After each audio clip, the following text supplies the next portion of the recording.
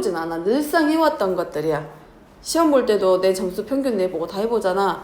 근데 이제 평균을 구하여라 라고 이제 여기 요 앞 페이지는 우리가 중학교 1학년하고 3학년 때 배웠던 그 평균이라던가 뭐 상대도서 이런 관련된 내용들이라서 그런 것들을 조금 정리하고 가는 앞장이기 때문에 어려운 내용은 없을 거고, 대신에 그것들의 표현을 우리는 그냥 이렇게 했어라고 했었으면 그거를 조금 더 이제 그 고등 과정이기 때문에 조금 수준 올려가지고 이제 기호화 시켜서 쓴 거라서 그런 것들이 좀 어렵기 때문에 그냥 중학교 때 배웠던 도수분포표라던가 평균 구하는 거, 편차, 분산, 표준편차 구했던 거 생각하고 들어가면 이 내용 쓰는 게 어렵지는 않을 거야.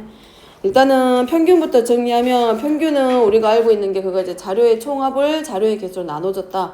근데 이제 이거를 그 자료들을 수량화 시킨 게 바로 별량인 거고, 이 별량의 총합을 뭘로 별량의 개수로 나눠준 게 평균. 이거 다 알고 있는 내용인데 요거를 이제 식으로 바꿔서 써보면, 평균을 우리가 m이라고 했을 때 평균 m은 방금 말했던 것처럼 별량의 총합을 별량의 총 개수로 나눠준 거기 때문에 x1부터 xn까지란 얘기는 n개의 별량이 주어져 있고 1번부터 시작해서 몇 번까지 n개로 되어 있는 n번까지의 별량을 모두 다 더했을 때 우리가 이거를 그 자료의 평균이다 라고 하고, 이 평균을 이제 조금 바꿔서 표현을 한 거야. 이제 교재 같은 데 보면 이제 시그마화 시켜놓은 것들이 있기 때문에 얘를 바꾸면 n분의 1 하고, 더해지는 거는 별량이기 때문에 시그마 하고, 번호를 i로 바꿔서 i는 1부터 n번까지 xi. 그럼 얘가 이제 뭘 나타내는 거? 평균을 나타내는 말.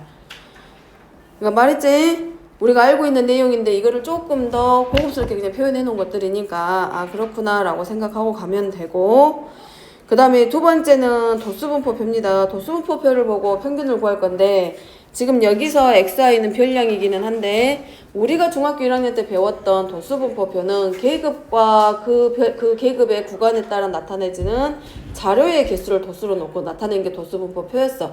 근데 우리가 그 계급을 나타냈을 때 그 계급 안에서의 평균값이라고 하는 게 있지. 그걸 우리가 계급값이라고 했고, 여기서 보여주는 도수분포표 상에서는 어차피 도수분포표에서는 사실은 계급이 있고 도수가 있으면 그 각각의 계급의 계급값과 도수를 곱한 총합을 전체 자료의 개수로 나눠준 게 평균이었기 때문에 여기서는 계급으로 표현하지는 않고 그냥 계급값들을 별량으로 표현할 거야. 그러니까 예를 들어서 70점 이상 80점 미만이 5명이면 그 5명의 점수가 사실은 얼마인지는 모르지만 아마 그 5명의 우리가 점수를 대표값으로 75점이라고 하자라고 해갖고 그 애들이 아마 75점 정도 될 거야 라고 가정하고 평균을 낸 거는 거기 때문에 여기서 말하는 XI들은 전부 다 뭐라고 생각하면 되냐면, 우리가 중학교 때 배웠던 계급에 주어져 있는 계급 값, 우리가 평균을 구할 때도 그걸로 구했기 때문에, 그리고 요 FI는 도수입니다.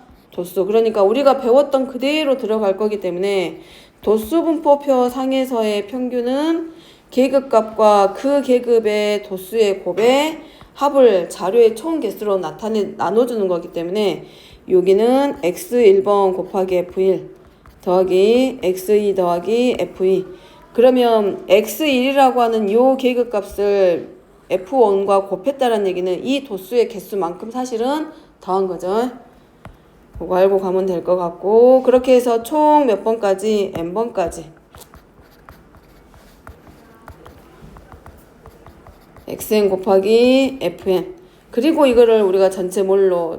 도수의 총 합으로 나눠줄 거기 때문에 아직 도수의 합계가 안 나와 있어서 각각의 계급값에 해당하는 별량에 해당하는 계급값들을 모두 더한 것으로 나눴을 때가 바로 평균이다.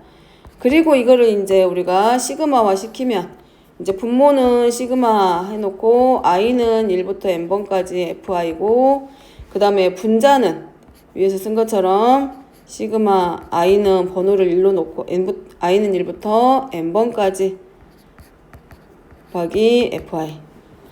자, 그럼 결국은 이 분모 쪽에 있는 얘네들이 결국은 뭐하고 똑같은 거냐? 얘가 바로 도수의 총합이야. 또는 별량의 총 개수기 때문에, 총합이기 때문에 얘를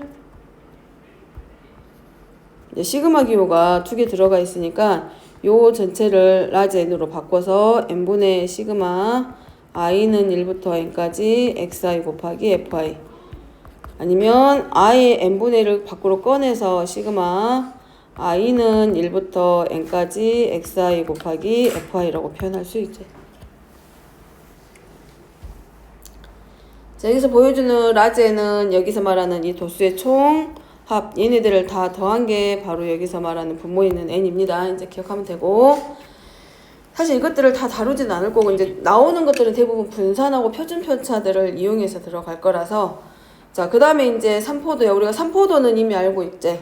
누구를 기준으로 해서, 평균을 기준으로 해서 자료가 어느 정도 흩어져 있는 정도를 알려주는 게 삼포도고, 이때 삼포도의 값으로 우리가 하는 게 분산과 표준 편차. 그러니까 평균이 있으면 평균을 기준으로 해서 얼만큼 흩어져 있는 정도를 나타내는 게 삼포도인데, 걔네들이 평균이 여기 있을 때 어떤 자료의 값이 있으면 이 평균과 자료의 이 간격, 이 거리를 우리가 뭐라고 하냐면 편차라고 했고, 이 편차를 이용해서 삼포도를 이제 확인해 나갈 건데, 이제 이런 그림들이 이제 뒤에서 나오기 시작을 할 거야. 평균을 기준으로 해서 그래프의 모양이 우리 이런 거 본 적 있어, 삼포도에서. 그리고 이런 그림이 하나 있고, 이런 그림도 있고, 이렇게 그려지는 그림도 있을 건데, 이때 그림상에서 봤을 때 이 간격, 분포가 사실은 평균을 기준으로 해서 폭이 좁은 상태에서 이렇게 올라온 그래프와 얘가 평균을 기준으로 해서 넓게 퍼져 있는 자료들이 있을 거란 말이야. 근데 삼포도라는 거는 평균을 기준점으로 해서 흩어져 있는 정도를 알려주기 때문에 생각했을 때 자료값들이 평균에 가까우면 그 자료는 좋은 거고, 자료의 평균으로부터 멀리 떨어져 있는 애들은 자료가 뭐라 그래? 고르지 않다라고. 그러니까 곡선상으로 봤을 때는 얘가 더 가파르지 않기 때문에 고른 걸로 보이지만, 우리가 삼포도라든가 통계에서는 평균에 가까울수록 뭐라고 한다? 자료가 가깝다. 그 말은 평균하고 자료의 간격, 거리의 절대값이 작다는 얘기지. 그럼 그럴수록 평균값의 모든 자료들이 모여있기 때문에 그만큼 흩어져 있는 정도, 삼포도는 작아지는 거고, 그러면 그 말은 분산과 표준 편차들이 작아지기 때문에 그 자료는 고르다라고 하고, 오히려 넓게 퍼져 있는 상태에 있는 애들의 자료가 고르지 않다라고 했었어. 자, 그런 내용들을 다룰 거고, 그러면 이제 분산과 표준 편차를 구하기 위해서 평균은 사실은 누구의 영향을 받냐면 자료의 영향을 받기는 해. 그러니까 평균이 예를 들어서 80이야. 하지만 그 안에 극단적인 값이 하나씩 들어가 있을 수도 있기, 뭐 1000이라던가 1000이라던가. 그러면 그 자료 자체는 평균은 80일지언정 원래대로 봤을 때는 그 자료 상태에서는 어떤 그런 극단적인 값들에서 자료 값들이 오염이 되기 때문에 우리가 그런 것들을 배제시키고 빼기 위해서 만들어낸 게 바로 분산과 표준 편차였던 거고, 편차는 사실 정리해놓고 보면 얘네들의 편차의 특징이 다 더하고 나면 0이 돼버려. 그러니까 의미가 없어지지. 그래서 만든 게 그 편차들을 제곱해서 더한 값들의 평균을 가지고 우리가 삼포도를 우리가 확인하자라고 만들어준 거야.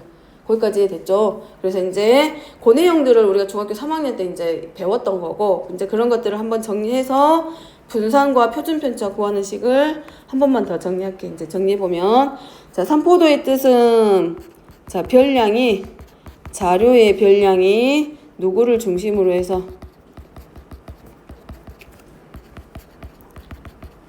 평균을 중심으로 해서,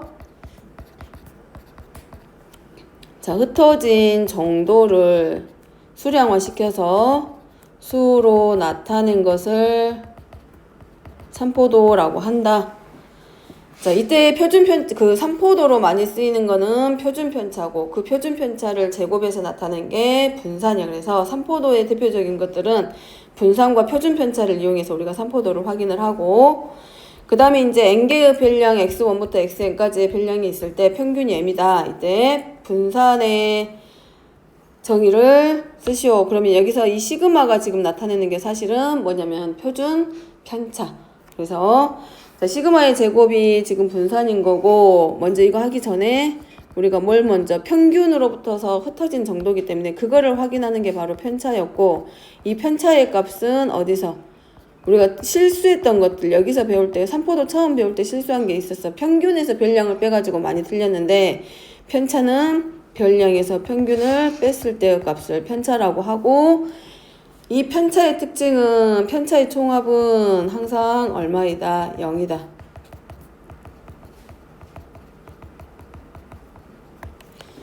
자, 그래서 만들어낸 게 바로 분산과 표준 편차. 그러면 분산을 시그마의 제곱으로 나타내고 있고, 분산은 정의가 그거죠. 분산의 정의 자체가 뭐였냐면 편차의 제곱의 합의 평균이기 때문에 먼저 뭐부터? 1번 별량에서 평균을 빼서 제곱하고 2번 별량에서 평균을 빼서 제곱하고, 그래서 n번 별량에서 평균을 빼서 제곱한 것들에 대한 총 합에 대해서 전체 별량의 개수를 나눠준 이 평균이 바로 뭐다? 분산이다 라고 했었고, n분의 1 얘도 시그마로 바꿔서 i는 1부터 n번까지 xi 빼기 m의 제곱.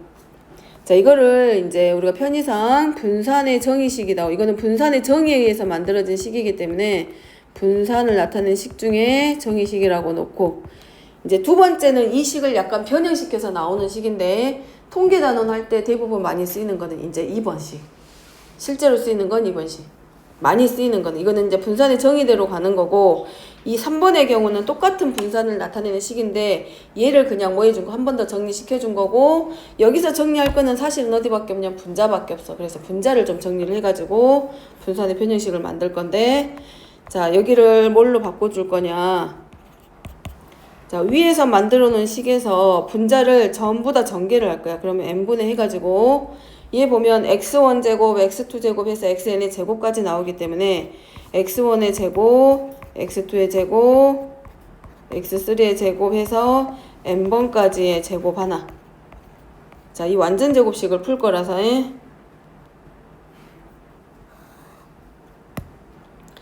자, 그 다음에 이제 뭐 나오게 되고, 두 번째는 자, 완전 제곱식이니까 마이너스 2m 하고 x1, x2, x3부터 xn까지 나올 거란 말이야. 그래서 마이너스 2m 그리고 x1번부터 시작해서 xn번까지, 그리고 더하기 m의 제곱을 할 거야. 근데 m제곱, m제곱, m제곱이 총 몇 개냐면 n개가 있기 때문에 마지막에 n 곱하기 m의 제곱식.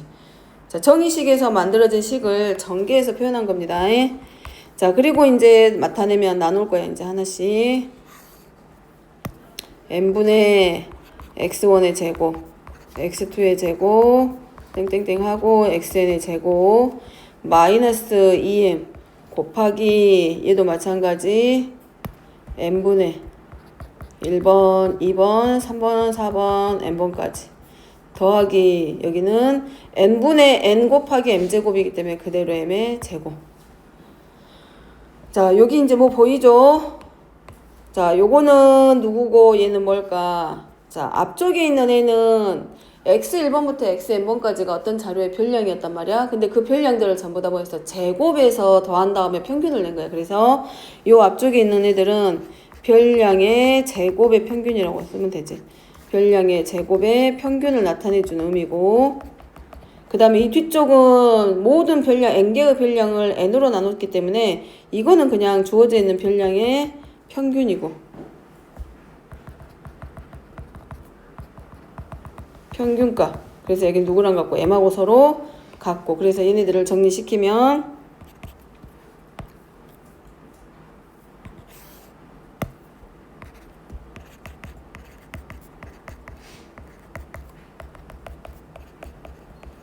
자, 여기가 m이기 때문에 마이너스 2m제곱하고 플러스 m제곱에서 마이너스 m의 제곱. 자, 그러면 여기서 우리가 알 수 있는 게 이거지. 앞쪽에 있는 애들은 별량의 제곱의 평균이고 뒤쪽은 평균의 제곱이니까 결국 분산은 정리해서 저거 글로 표현을 해보면, 그럼 분산이라고 하는 것은 정의대로 들어가면 편차의 제곱의 평균으로 구할 수 있고, 또는 두 번째 방법은 누구를 별량의 제곱의 평균에서 누구를 빼는 것과 같다? 평균의 제곱을 뺀 것과 같다.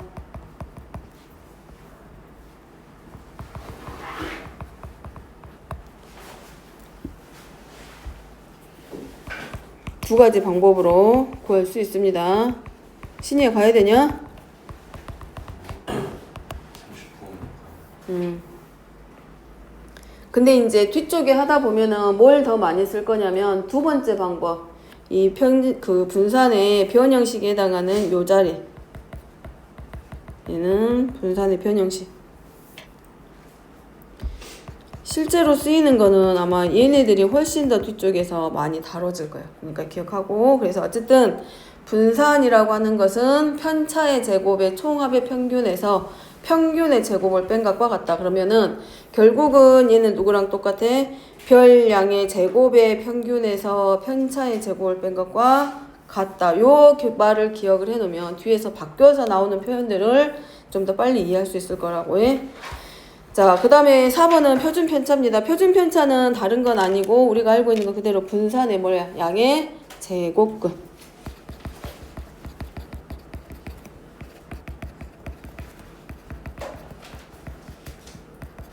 자, 얘가 표준 편차.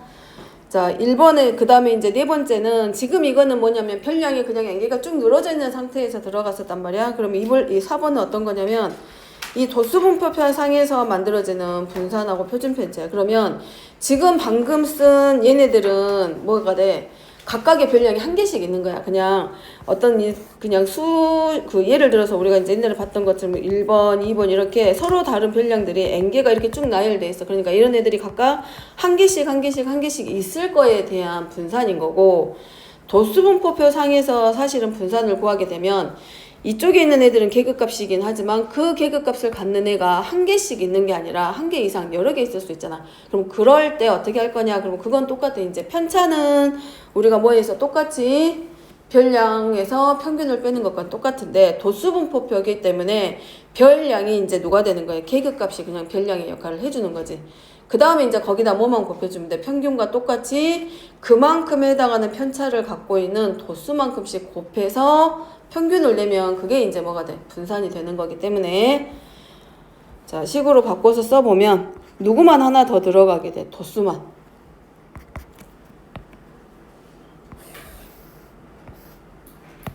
여기서 시작은 똑같이 별량은 계급값이 별량의 역할을 하기 때문에 x1에서 평균을 빼서 제곱해. 그럼 편차의 제곱까지는 똑같습니다. 근데 이 편차만큼을 갖는 애들이 한 개가 아니라 여러 개가 들어있다는 얘기야. 한 개일 수도 있고. 그래서 그 각각에 해당하는 대표값에 대한 누구만큼, 도수만큼씩 우리가 곱해줘. 그 말은 이만큼 더했다라는 뜻과 같고, 그래서 얘네들을 어디까지? 마찬가지 n번째 있는 별량까지. 그래서 평균 빼서 제곱하고 n번째 있는 도수 곱하고, 그 다음에 마지막에는 누구랑 똑같다? 전체 도수의 총합으로 나눠준 것과 같다. 자, 요거를 이제 시그마로 바꾸면 n분의 1은 앞으로 빼고 시그마 하고 번호 i는 1부터 n까지 xi 빼기 m의 제곱. 자, 이게 뭐라고? 편차의 제곱의 평균입니다. 편차들을 다 제곱해서 낸 평균, 얘가 분산이다. 자, 그럼 얘도 살짝 이제 변형시켜서 쓰면 앞에서 했던 거랑 똑같은데 이제 추가만 조금 더 들어가겠지. 자, 얘도 변형식 적어보면 시그마의 제곱은, 즉 분산은 길어요. 똑같이 분모는 n 들어갈 거고, 그 다음에 이제 얘는 뭐가 하나씩 더 들어가. 얘네들이 하나씩 더 들어가고 있어. 누구만 하나씩 더 넣어주면 돼. 요 도수들만 하나씩 더 곱해서 x1의 제곱 더하기 f1 더하기 x2의 제곱 가로 할게 묶을게 f2. 자, 쭉에서 n번까지 xn의 제곱 곱하기 fn. 자, 마찬가지 마이너스 2m도 나오죠. 마이너스 2m 하고 이 안에 이제 누가 들어가고, 아까하고 똑같은 식에서 누구만 도수들만 더 곱해서 표현. 그러니까 x1, f1.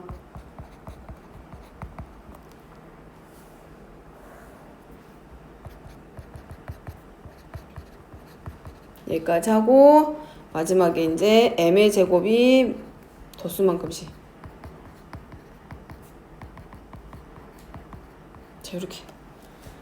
그러면 이제 요 자리는 이제 누구랑 같지? 이 자리가 누구랑 같다? 라지 n과 서로 같아. 도수의 총합하고 서로 같아.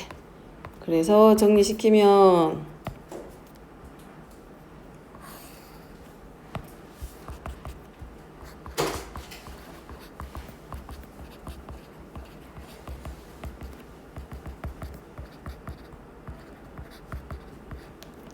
자, 그 다음에 요 뒤에 오는 자리는 똑같죠? 여기, 지금 여기, 여기 자리. 이만큼에 해당하는 자리가 결국 뭐하고 똑같아? 평균하고 사실은 같지. 이 자리가 평균이야. 그래서 똑같아. 마이너스 2m의 제곱 플러스 m의 제곱에서 정리하면 요 자리 그냥 한꺼번에 써도 되지. 마이너스 m제곱 해도 됩니다. 그냥 한 번에 쓰게. 그래서 나타내면 n분의 1 하고 시그마 i는 1부터 n까지 xi, fi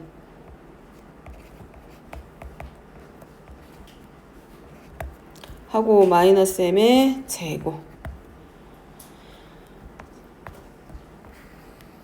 여기가 별량의 그럼 얘가 이렇게 바뀌겠네. 얘가 또 마찬가지 별량의 제곱의 평균이 되고 그리고 얘는 평균의 제곱. 그러니까 앞에 하고 똑같이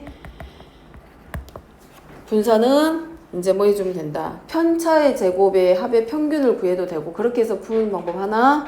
그 다음에 별량의 제곱에 대한 평균에서 평균의 제곱을 빼는 것과 같다. 자, 이거를 이제 공식을 바로 이제 적용시켜서 한번 연습해보고 뒤쪽으로 넘어가 보게. 자, 5번은 1번에서 10개의 별량이 주어져 있으니까 10개의 합이 10이야. 그러니까 1번부터 시작해서 2번 쭉에서 10번까지의 별량의 합이 10. 그럼 여기서 우리 평균 구할 수 있겠네. m은 별량의 개수가 10개이기 때문에 10분의 10에서 평균은 1. 자, 제곱의 합이 170입니다. 그러니까 각각의 별량의 제곱들을 더한 게 지금 170이야. 그럼 이것의 평균은 구할 수 있잖아. n으로 나눌 거 아니야? 그러면 이 별량의 제곱의 평균은 이제 17이 될 거고. 자, 그래서 뭘 구하기? 평균은 이미 구했고 표준 편차 구하라고 했기 때문에 분산부터 들어가면 분산은 10분의 얼마? 별량의 제곱의 합이니까 170 해서 평균 내고 거기서 누구 빼기?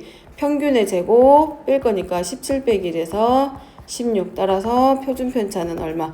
양의 제곱은 4 이렇게 구하기.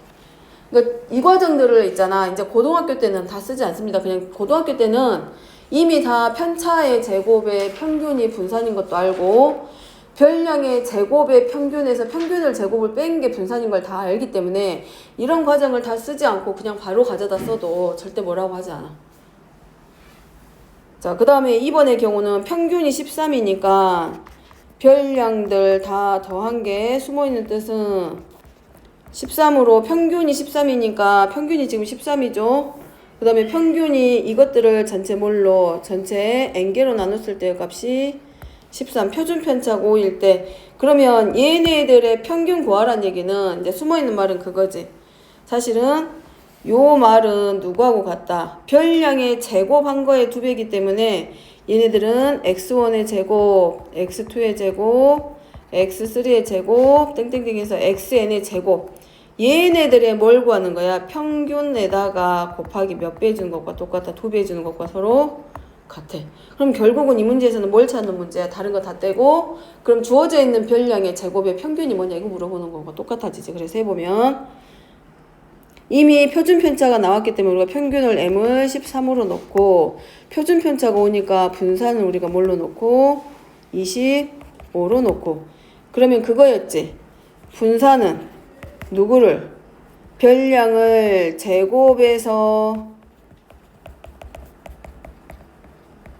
나누기 이만큼 하고 거기서 누구만큼 평균의 제곱을 뺀 것과 서로 같다 그랬어. 요거 기억하고 들어가면 되지. 그러면 누구 찾아? 우리는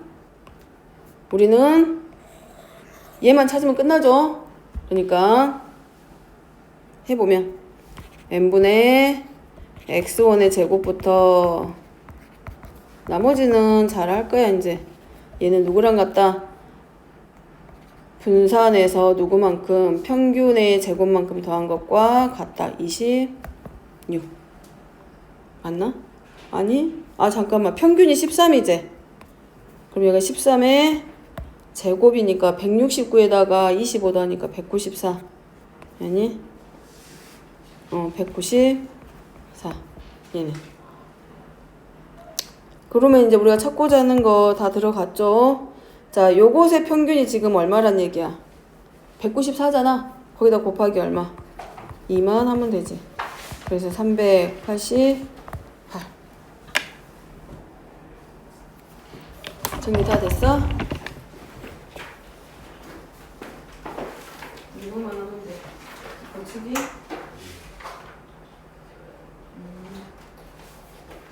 이거 고치기 갖고 와야 돼. 알았어? 고치기하고 시간 되는 거에 원방도 좀 하고 와. 도형 이동 먼저 풀어야 되나서. 어차피 도형 이동은 에이스트까지밖에 숙제 안 나갔어.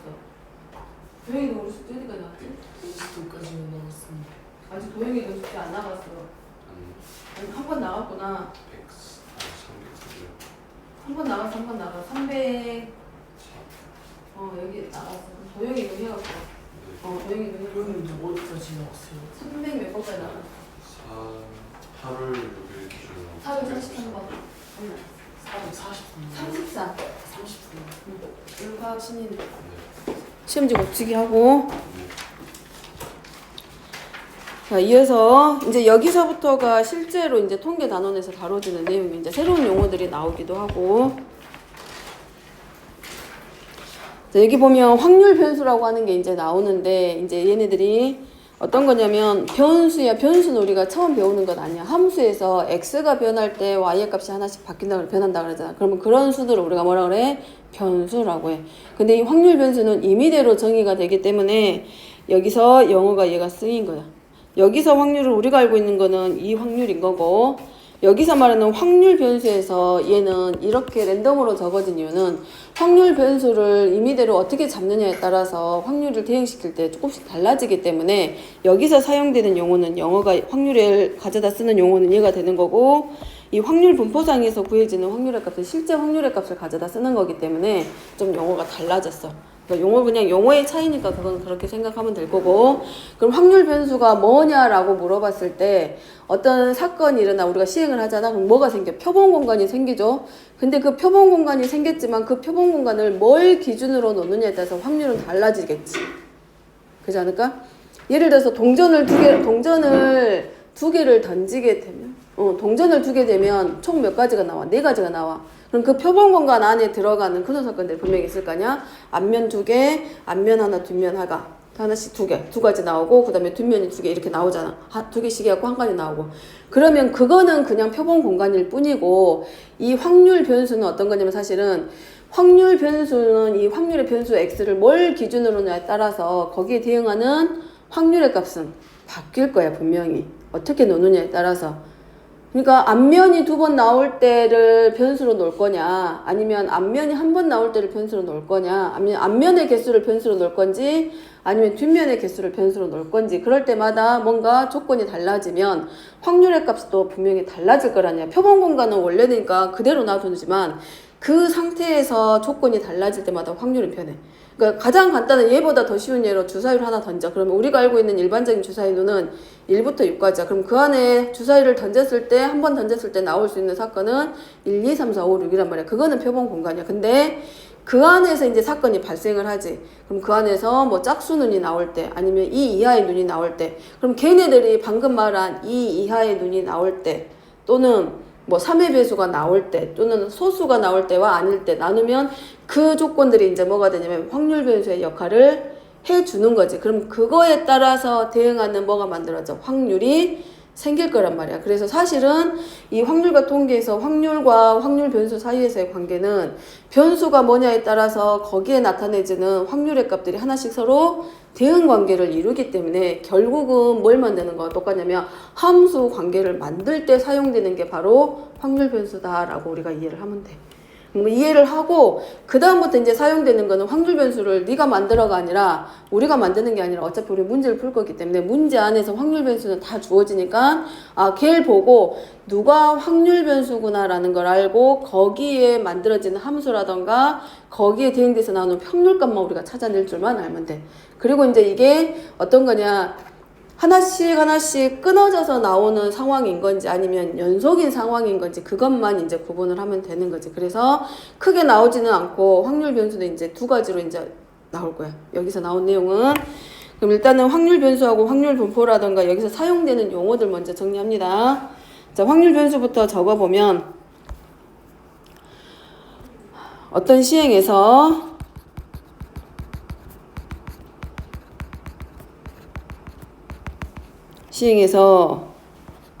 조건에 의해 이제 표본 공간이 생길 거고 그 표본 공간에 각각 거기서 만들어진 원소들이 분명히 있을 거야. 원소에 뭐를 하나의 실수를 대응시켜.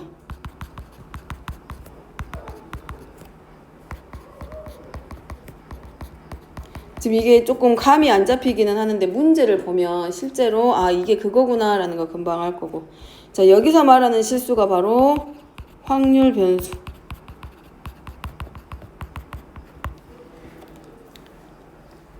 자, 확률 변수를 사용하는 이유는 이 표본 공간 안에서 만들어지는 애들을 전부 다 뭘로 수량화 시키기 위해서 확률 변수를 사용을 한다.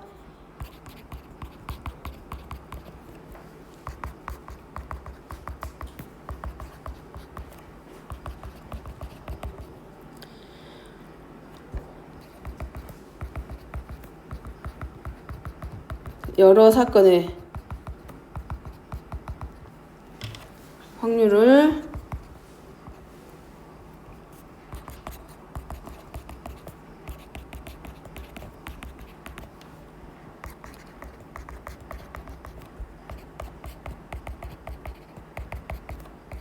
이제 표본 공간 안에 이루어져 있는 애들을 어떻게 줄 거냐에 따라서 여러 가지의 이제 확률의 상황들이 만들어질 거기 때문에 그럴 때 우리가 이제 확률 변수를 쓰는 거고, 그러면 이제 확률 분포는 이제 뭐냐, 이제 확률이 나타내졌을 때 확률 변수하고 거기에 어떤 상황을 만들어졌을 때 거기에 만들어지는 확률이 분명히 나올 거란 말이야. 그럼 걔네들의 관계가 어떤 분포 상태를 나타내는지 알려주는 건지. 그러니까 가장 간단한 예로는 자연수나 정수 같이 하나의 변수에 하나가 딱 대응되니까 1일 때, 2일 때 그럼 그래프 자체가 어떻게 만약에 그림 그리면 딱 떨어지는 거잖아. 그럼 하나씩 떨어져 있는 거지. 그런 분포 상태일 거냐, 아니면 몸무게라던가 키와 같이 연속적인 상황들이 만들어지는 경우들이 있잖아. 그러면 연속인 상태로 나타낼 거냐, 그런 것들을 알려주는 게 확률 분포.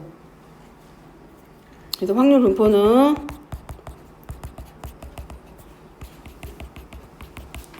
확률 변수 x의 모든 값과 그 다음에 그 x에 따라서 x가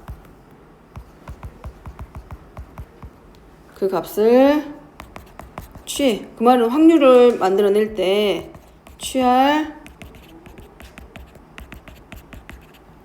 확률의 대응 관계를 알려주는 게 확률 분포인데, 결국은 대응 관계로 풀어지고 있기 때문에 얘네들이 결국은 뭐란 얘기야? 확률 변수와 확률은 서로 함수 관계가 있다라는 거.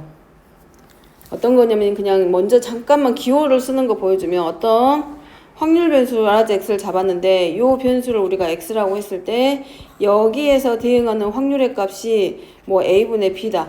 그러면 요 변수의 조건에서 맞는 확률의 값과 얘네들이 서로 1대1처럼 이런 관계가 만들어지기 때문에 결국 확률 변수와 얘네들의 분포 상태가 뭘로 함수 관계처럼 보여질 거라라는 거지. 근데 이제 뭐 여기는 이제 기본적인 내용들로서 변수들은 대문자로 표현을 하고, 그러면 그 변수에 대응했을 때 나오는 값들을 우리가 뭐라고 할 거냐, 소문자로 표현을 할 거야. 그리고 이제 이렇게 유한계나 셀 수 있는 애들을 우리가 이제 뭐라고 하냐면 이산 확률이다라고 해. 확률 변수라고 하고, 그 다음에 몸무게라던가 키와 같이 실수인 상태로 실수값으로 나타내지를 애들을 연속 확률 변수다라고 해. 그래서 아까 보여줬던 이런 거 있잖아. 분포도에서 이렇게 곡선의 형태.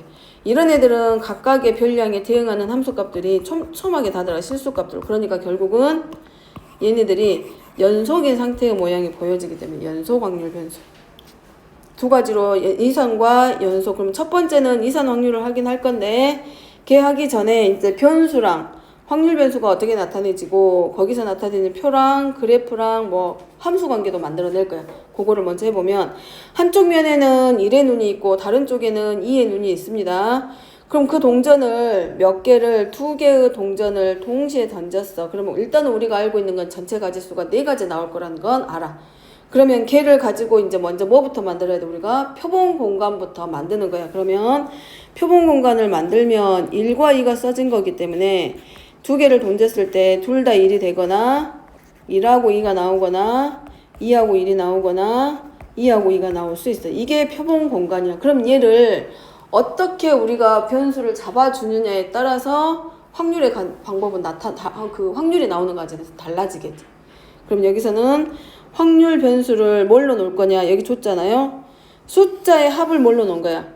확률 변수로 놓은 거예요. 여기서는 뭐 1이라는 숫자가 나올 때 확률 변수로 놓을 수도 있고 2가 먼저 1이 먼저 나오고 2가 나올 때 상황을 줄 수도 있지만 여기서는 상황을 뭘로 만들어 준 거냐면 숫자의 합을 확률 변수로 놓으라고 했어. 그럼 확률 변수 x는 이렇게 되지. 여기서 만들어지는 던졌을 때 나오는 각각의 표본 공간에서 만들어지는 이 원소들의 각 숫자의 합을 확률 변수로 놓으라고 했기 때문에 확률 변수 x는 2하고 3하고 4. 그럼 이제 이거를 뭘로 해?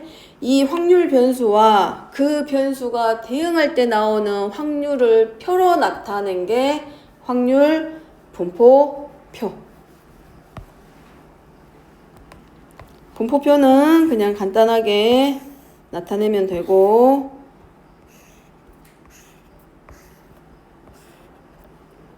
자, 여기가 변수 x가 들어가는 자리. 변수 적고 그 다음에 이제 우리가 여기다가 이 확률 변수에서 나타내지는 x값을 이렇게 표현을 하면 이 아래쪽은 각각의 변수에 대한 확률을 대응시킬 거야. 그럼 얘는 4분의 1일 거고 얘는 4분의 2가 될 거고 얘는 4분의 1이 될 거고 따라서 여기에 대항하는 확률의 총합은 항상 얼마와 같다? 1과 같다. 자, 요 그림을 확률 분포표라고 합니다.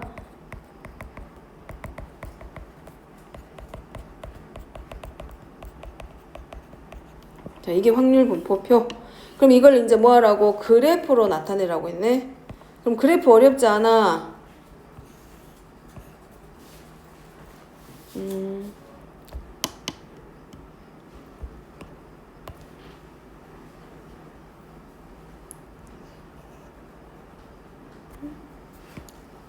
(2일 때) (3일 때) (3일 때) 이렇게 할까? (4일 때)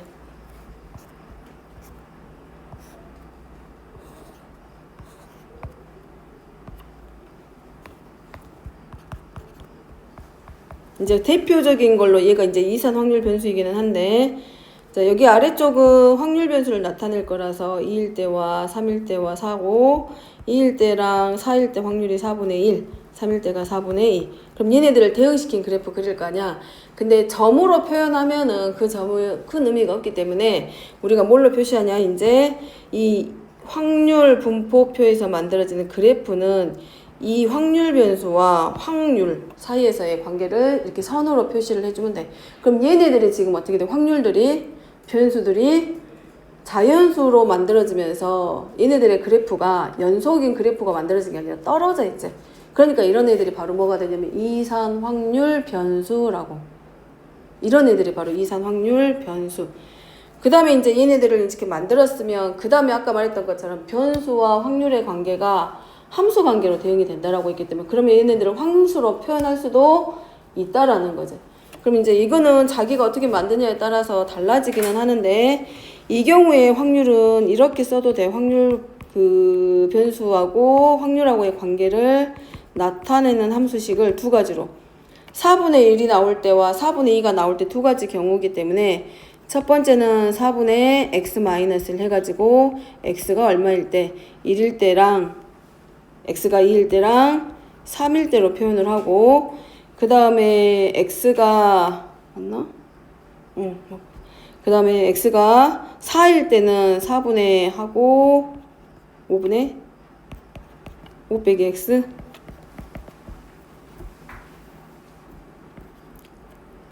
아니 여기 잘못 쓴 것 같은데 숫자를 3이 아니라 여기가 얼마가 와야 돼? 4가 와야 아니 여기 3이구나 2일 때하고 3일 때 맞네 면이 3일 때가 4분의 2 그 다음에 x가 얼마일 때 4일 때 해서 이렇게 만들면 거기에 대응하는 함수값들 4분의 1하고 4분의 1하고 4분의 1 만들어지죠. 그럼 이때 이산 확률 변수야. 지금 이게 대표적인 게 지금 뭐냐면 이산 확률 변수라고 했어. 그러면 이 이산 확률 변수들의 특징이 이 이산 확률 변수들을 이렇게 함수 관계로 대응시켰을 때 나오는 함수를 확률 질량 함수다라고 해. 그럼 이 확률 질량 함수는 뭘 말한다고? 확률 변수 중에서 이산 확률 변수들을 확률 변수와 거기에 대응하는 함수, 확률하고 대응시켰을 때 만들어지는 함수를 확률 질량 함수라고 한다고. 그럼 이거는 어디서만 사용된다? 이산 확률 변수들에서 만들어지는 함수를 확률 질량 함수. 그러면 연속일 때도 분명히 달라진다는 얘기네. 지금 여기 밑에 있는 설명되어 있는 것처럼 방금 확률 질량 함수 만드는 거는 그냥 어떻게 기준으로 넣느냐에 따라서 얼마든지 바꿔 쓸 수 있어. 바꿔서 쓰면은 이렇게도 쓸 수 있어. 이제 안 적어도 되고 뭐 x라고 써도 되고 k라고도 적어도 되는데 4분의 해가지고 얘를 뭘로? 절대값으로 이렇게 표현해도 돼. 어떻게 만드냐에 따라서 확률 질량 함수는 변한다고. 그래서 자, 이렇게 쓸 수도 있기 때문에 얘네들은 질량함수 표현보다는 이산 확률 같은 경우는 뭐가 분포표하고 그래프로 표현하는 게 훨씬 표현이 더 쉽다라는 거야, 표현하기가. 자, 그 다음에 넘어가서 자, 확률 질량함수에 그럼 성질 쓰면은 이 확률 질량함수라고 하는 것은 이 질량함수는 어디서만? 이산 확률 변수에서만 사용을 할 거야. 그래서 확률이 그래도 어차피 얘네들은 함수라고는 되어 있지만 확률 변수 x하고 변수하고 확률의 관계는 서로 함수 관계라 했잖아. 그리고 또 결국은 함수 관계식을 이용해서 확률을 구하는 거기 때문에 사실은 확률이 가지고 있는 모든 특징은 다 가지고 있지. 그러니까 모든 확률은 항상 얼마부터 0 이상 얼마 이하야? 1 이하기 때문에 여기서 말하는 확률들도 전부 다 얼마 이상? 0보다는 크거나 같고 누구보다는 1보다는 작거나 같다. 요것도 똑같아. 마찬가지로 모든 확률의 총합은 항상 얼마와 같다? 1과 같죠? 그러니까 걔네들이 가지고 있는 확률이 가지고 있는 특징은 변하지 않아. 그래서 i가 1부터 n까지 했을 때 모든 변수에 대응하는 확률의 총합은 1이다. 그럼 얘를 다시 쓰면 이거야. 쉽게 표현하면 i가 1부터 n까지 했을 때 P, I, 가로 빼고, P, I는 이렇게 쓸 수 있지. 1번부터 시작해서 2번. 그래서 n개의 변수가 있으면 거기에 대응하는 n개의 확률이 있을 거고 그 모든 확률의 총합은 항상 얼마이다? 1. 이제 혹시 이렇게 시그마로 표현되거나 했을 때 그 의미를 좀 잘 이해해서 적으면 될 것 같고 자, 이산 확률이기 때문에 각각의 변수에 대해서 확률의 값들이 하나씩 나오니까 걔네들 그냥 뭐 하면 돼? 더하기만 하면 돼. 그래서 만약에 변수가 i 번부터 시작해서 j 번까지의 확률을 찾아서 더하라 그래. 여기 j 번까지. 그러면 우리가 이제 뭐 해주면 돼? 번호가 몇 번부터 시작을 여기를 k로 바꿔서 여기는 i번부터 j번까지 해당하는 확률을 더해라. 근데 얘네들이 이산 확률이기 때문에 각각에 대해서 적는 거라서 여기서 i하고 j는 번호기 때문에 1번부터 2번에서 n번 중에 들어가 있을 거란 얘기입니다. 그렇기 때문에 얘네들끼리 이제 전부 다 뭐 해주기만 하면 돼. 더하면 돼. 이제 저 안 적어도 되고 듣기만 하면 되는데 이산 확률일 때 예를 들어서 변수 x가 2보다는 크거나 같고 2 이상 4 이하에서의 확률을 다 더해. 그러면 2번에 해당하는 확률 이렇게 변수가 2일 때 확률과 변수가 3일 때의 확률과 변수가 4일 때의 확률을 찾아서 각각 더하면 그냥 끝난다는 얘기라고. 됐죠? 됐지? 근데 이제 이게 연속인 상태가 되면 방금처럼 봤을 때 연속인 상태가 되면 뭐라 그랬어? 실수값들로 만들어지는 변수기 때문에 얘네들이 빈 틈이 없어. 빽빽하게 채워지고 결국은 이 확률이 뭐냐면 이 성분의 길이만큼들이 결국은 뭐가 돼? 확률이 되는 거잖아. 그러면 여기서 만들어진 함수값들을 다 더한 게 확률의 총합이 확률의 합이 되는 거라서 결국 얘네들의 넓이 구하는 문제밖에는 안 돼 이제. 그러면 이제 뭐해줘? 이제 예전 과정으로 들어가면 넓이의 합이 결국은 확률의 합이기 때문에 적분 같은 거를 가져다 쓸 건데 얘네들이 적분을 안 배웠을 때 보는 경우가 있기 때문에 적분까지는 이제 안 나와. 여기서는 적분까지는. 자, 9번이 이제 이산 확률의 대표적인 예로 자, 확률 질량함수까지 이제 여기서 만들어 볼 거야. 남학생이 4명, 여학생이 3명. 자, 대표 2명을 뽑기로 했다. 그럼 뽑힌 대표 중에 여학생 수를 변수라고 놓고 있어. 그러면 뭐야? 내가 어떻게 놓느냐에 따라서 변수는 바뀐다 그랬지. 랜덤이라 그랬죠. 확률 변수는. 그래서 그러면 이제 뭐가 돼? 다른 사람들은 이렇게 쓸 수도 있겠지. 남학생의 수를 변수로 놓을 수도 있어. 그럼 또 달라진다는 얘기야. 그러면 확률 질량 함수를 적어보면 여학생 수를 확률 변수라고 되어 있고 몇 명을 뽑는다. 2명을 뽑아. 그러면 변수의 상황을 만들어줘야지 우리가. 이 변수에 대응하는 값들이 이제 뭐가 될 수 있어요. 2명이 안 돼, 그 여학생이 1명도 안 될 수도 있고 1명일 때도 있고 2명일 때도 있어. 그럼 여기서 확률 변수 x는 뭐뭐로 만들 수 있다. 0하고 1하고 2로. 자, 그래서 먼저 질량 함수부터 적어보면 확률 변수 x를 이렇게 우리가 쓸 수 있고 거기에 대해서 질량 함수는 뽑힐 때 확률이기 때문에 확률 구하는 식 똑같이 몇 명 중에서 7명 중에 몇 명을 뽑을 거야. 2명. 그럼 모든 경우의 수 분의 여학생 수를 확률 변수로 놨기 때문에 여학생 3명 중에 x명 곱하기 남학생 4명 중에 나머지 숫자. 여학생 수만큼 빼면 되죠. 2명 중에 뭐만큼? 여학생 수만큼 빼면 되고. 단 여기서 x는 이제 누가 되는 거야? 0이거나 1이거나 2로. 그럼 이게 확률 질량 함수입니다.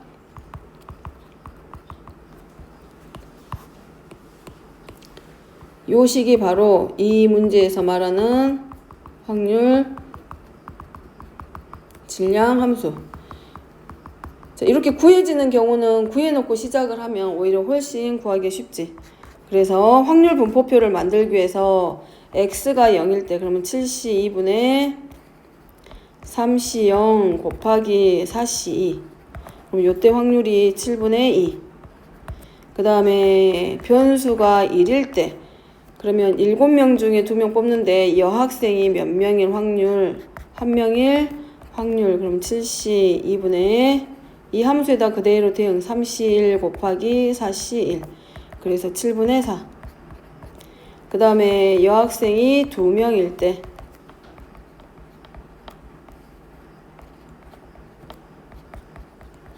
그래서 7분의 1. 자, 이거를 이제 어디로? 표로 바꾸라고.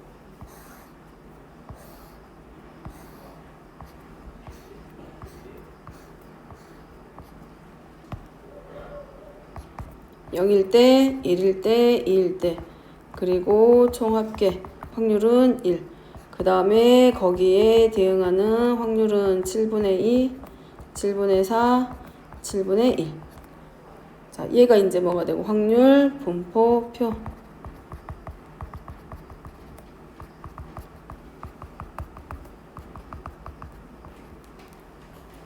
자, 문제 이제 2번. 아까 썼던 거 마지막 세 번째 성질. 확률 질량 함수가 가지고 있는 세 번째 성질인데 1명 이하의 여학생이 대표로 뽑힐 때 그러니까 쓰면은 이거겠지. 변수 x가 얼마 이하? 1 이하일 때 확률이야. 그러면 얘네들은 이산 확률이야. 그렇기 때문에 확률 변수가 얼마일 때? 0일 때. 이 구간 안에 들어가는 자연수 변수 1일 때. 그래서 확률은 7분의 2 더하기 7분의 4. 그래서 얼마이다? 7분의 6. 자, 요게 이제 이산 확률 변수의 가장 대표적인 얘들의 모양이고, 질량함수 만들 때 이렇게 뽑는다의 의미가 되면 저렇게 조합 공식 가져다가 확률 질량함수 만들어주면 돼. 뭐 얘는 뭐 여기는 사람으로 남학생과 여학생이지만 문제에 따라서는 공으로 뽑는 문제도 나오기도 하고 질량함수가. 그럼 이렇게 조합 공식 가져다가 쓰면 우리가 충분히 할 수 있을 거란 얘기야.